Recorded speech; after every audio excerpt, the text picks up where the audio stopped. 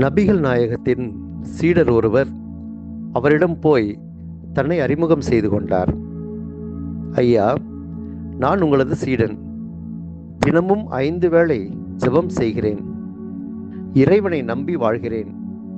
எந்த அளவுக்கு என்றால் என் குதிரைகளை கூட நான் கட்டி போடுவதில்லை என்று கூறினார். அதை கேட்டவுடன் நபிகள் நாயகம் சொன்னார், ஐயா, நீங்கள் உண்மையான சீடராக இருப்பதை குறித்து மகிழ்ச்சி அடைகிறேன். தினமும் 5 வேளை தொழுகை செய்வது பற்றி மிக மகிழ்ச்சியே. கடவுள் மீது நீங்கள் கொண்டிருக்கின்ற நம்பிக்கையை எண்ணி அகமகிழ்கின்றேன். ஆனால் சொல்லுங்கள் நபிகள், ஆனால் என்ன? நபிகள் நாயகம் சொன்னார், ஆனால் உங்கள் குதிரைகளை கட்டி போடுங்கள். இறை நம்பிக்கை என்பது உண்மையானதாக இருக்க வேண்டும். அது கடவுளை சோதிப்பதாக இருக்கக்கூடாது. கடவுளை சோதிப்பதற்காக நாம் அவரை நம்பக்கூடாது. உண்மையான இறை நம்பிக்கை ஆழமானதாக, அர்த்தமுள்ளதாக இருக்க வேண்டும்.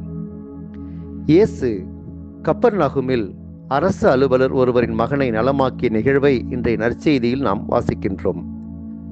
சாகும் தருவாயில் இருந்த தம் மகனை நலமாக்க வருமாறு இயேசுவை அவர் வேண்டுகிறார்.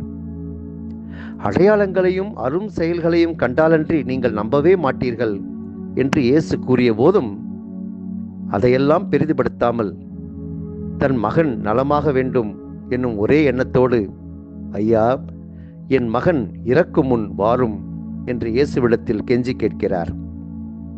அவருடைய நம்பிக்கையை கண்டு இயேசு அவரிடம், நீர் புறப்பட்டு போம், உம் மகன் பிழைத்துக் கொள்வான் என்கிறார். அவரும் இயேசுவின் வார்த்தையை நம்பி புறப்பட்டு போனார் என்று யோவான் எழுதுகிறார். இயேசு கூறிய அதே நேரத்தில் அவருடைய மகன் பிழைத்துக் கொண்டதை அவருடைய பணியாளர்கள் மூலம் தெரிந்து கொள்கிறார். அவர் மட்டுமல்ல, அவரும் அவர் வீட்டார் அனைவரும் இயேசுவை நம்புகிறார்கள். நம்பிக்கையின் சாட்சிகளாய் அவர்கள் மாறுகிறார்கள். இதுதான் உண்மையான நம்பிக்கை, ஆழமான நம்பிக்கை, அர்த்தமுள்ள நம்பிக்கை. புதிய விண்ணுலகையும் புதிய மண்ணுலகையும் படைக்கிறேன் என்று ஆண்டவர் கூறுவதாக எசாயா இறைவாக்கினர் எடுத்து எம்புகிறார்.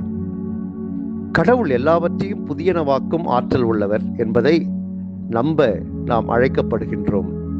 கடவுள் நம் வாழ்விலும் செயலாற்றக்கூடியவர், நம்முடைய வாழ்வை மாற்றக்கூடியவர், புதிய எண்ணங்களை உருவாக்கக்கூடியவர், நம் வாழ்வை புதியதாக்கக்கூடியவர் என நம்பினால் நம் வாழ்வு சிறப்புடையதாகும், அர்த்தமுள்ளதாக மாறும். இந்த தவக்காலம் நம் நம்பிக்கையை ஆழமுள்ள, அர்த்தமுள்ள நம்பிக்கையாக மாற்றட்டும். எங்கள் அன்பு தந்தையே இறைவா, உம்முடைய பேரருளுக்காக நன்றி செலுத்துகின்றோம்.